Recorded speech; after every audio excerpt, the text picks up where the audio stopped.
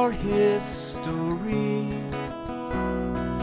Buildings and people and memories and dreams. Who better to tell us than those who were there? There's so much to learn from the stories they'll share. Living history. Living history. Hello, this is Ted Goldsboro with Living History.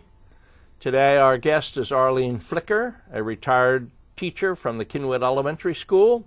And we're going to be talking about 100 years of the Cynwyd School. Yay! It's more about the building than it is about the people, but we have some people and what was happening in the community and in the world. And Arlene, let's start with 25 years before. Right.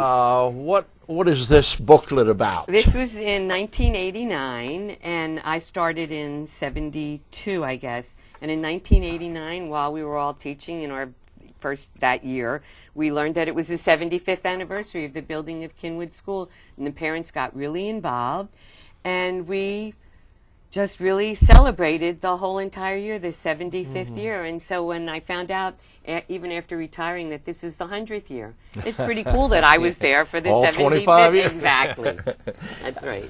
Was there anything in this booklet that might have helped you or me To know about the history of the school? Yeah, there was. They did a lot of work on it, Okay. and the kids did. We did a lot of work. We did a time capsule. It was a really, important nicely year. done. It was. It was. And the person in charge was Pam Pam Fox. She was a parent, Okay. and Renee Daly, her husband, was a cartoonist, actually an artist, and he's done some really great books. May he rest in peace. But all the parents on the front, and Mr. Hartmeyer was principal, all the school and staff, everybody Got just involved. went into the 75th year. Okay. Now this year, are there other events than you and I being on television? Yes, there are a number of events. There's some in January. I think you're going to be speaking at some, and then they're ending up with this wonderful event where people are being invited to. And it sounds like it's going to be very exciting to really take a look at Cynwyd from 1914 to 2014. Okay. I see a green thing on there. What is that green thing? This is our mascot. I guess it must have been, I'm sorry I don't remember the year. I should have looked it up. But we decided that an owl should be the mascot, obviously, the wise old owl. And then we decided to have a contest, and all the kids and everybody were involved in the contest. And the name that they named Albert was obviously Albert. And everybody was very excited. And in that one assembly, when we decided to show the kids Albert and introduce him, there was this huge egg on this stage, and out cracks the egg and out pops Albert, and he comes to every one of our functions now. And the first graders and the kindergarten kids, just looking at their face makes it all worth it. Albert's really cool. We love him. That's great. Yeah. Now about this time period, Right. around 1900, this is an atlas page, and it shows a driving park, the Belmont Driving Park, which was a racetrack for horse racing and later automobiles and motorcycles. It was from 1876, the Centennial of the United States, Right. up to 1926. Wow. And the school was built in 1914, so for some years there was a big racetrack just down Meeting House Lane with races, car races, So it horse was races. interesting to see all the front part of the school, which had no trees or bushes, which is where they played, rather than out back, which is, I'm assuming this is now the Cynwyd Field? Or is this further? This is housing developments now. Oh, okay, all right. Yes, but this does show in a corner. Right. It shows Manayunk Road, Levering Mill Road, and then the Bryn Mawr Avenue has a different name. Yeah, Academyville, because of the Academy building. the Lower Merion Academy. Exactly. And then in 1913, the school wasn't built yet, so we still have the Lower Merion Academy Right. with 9 acres in there. And eventually we're going to take a piece off of that.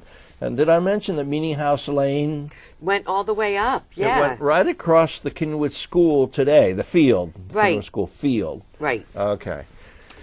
All right, now, before Cynwyd School was built in 1914, where did kids go to school? Kids went to school at the Academy building, and it had classrooms, and this was the one building where all the kids who went to Cynwyd. And then eventually the second floor, which apparently was always made into some kind of living space. I don't know if it was teaching space, but there were a lot of people, even while I was teaching, who were living at the Academy building. Like the principal at the middle school lived there with his family for a little bit. And I think there were a superintendent, right, and a custodian. Yes, also lived there. Yes. So varied groups lived, but the Academy building was always an important part of Bala Cynwyd Middle School, the Academy building, and Cynwyd. We were like one big complex. Exactly. Yeah. Okay. Right. And the Academy was from 1812 to 1914. Wow. So this was 102 years. And then we have Cynwyd for 100. To our 100, wow. We've been around for a long time. Education. Cynwyd people have been around for a long time. When the new Cynwyd School was built in 1914, right, to save money on shipping costs, and I guess we didn't have too many trucks and buses in those days, how did the kids get involved in moving things from one building to the other building? Well, fortunately, there were enough children, or they made many trips, but they would hand things like, what did you use back then? But stuff like this. And the kids would just have handfuls, and they would walk from the Academy building to Cynwyd and put them wherever they needed to be. Okay. So they used the kids. Yeah. That wouldn't happen now. No. Well, and desks are heavier. And, that's true, absolutely. And computers. I mean, it's a lot easier to carry than a computer. Yeah, this is the old-time computer. There Right. you go.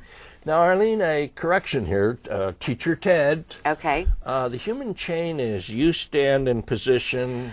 Oh, they and I did just it like pass it. That's how they did it. Yeah, like the bucket brigade. Oh, all right, cool. Yeah. Okay. So they aren't really moving. Oh, all right. So they're just passing. That's Can you it, imagine? Passing one school to the next. To the next. That's I would have loved to have seen it. But you kind of go back and you think, well, what did they have in 1940? Maybe a globe, and probably the teacher, I'll carry that. Yeah, and one book probably, Yeah, right. and it probably was the Bible. Maybe, who knows, maybe. right? Yeah, right. Exactly. Okay. The grades at that time, there was no kindergarten in America in that time, so the grading was from 1 to 8. To 8, right. And then you pretty much quit school unless you were really super. Which really says a lot, which really explains to me, I went to Penn State to get my teaching degree, and my teaching degree covers from kindergarten, because we had kindergarten to 8. 8, okay. Which nowadays it does not.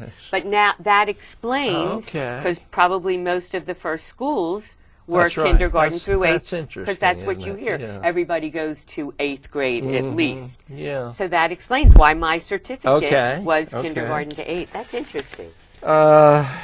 If we have time, we'll come back to what else was happening in the world in 1914. Now, by 1914, we built a Cynwyd School. But when we look at it today, it's not as... No, it's not as big. Not as big. Definitely added to it. So an addition was added, and by coincidence, the same thing was happening at the Bryn Mawr Elementary School the same years.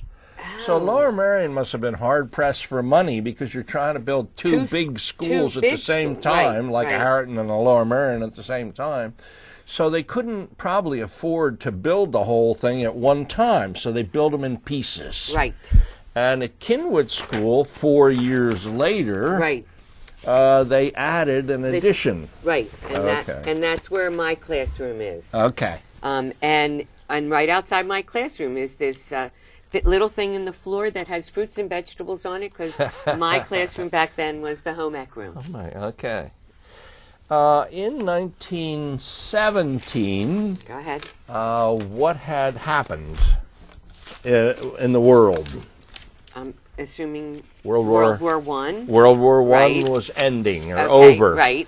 So we put in these photos to show that the community was involved and came up to Cynwyd School.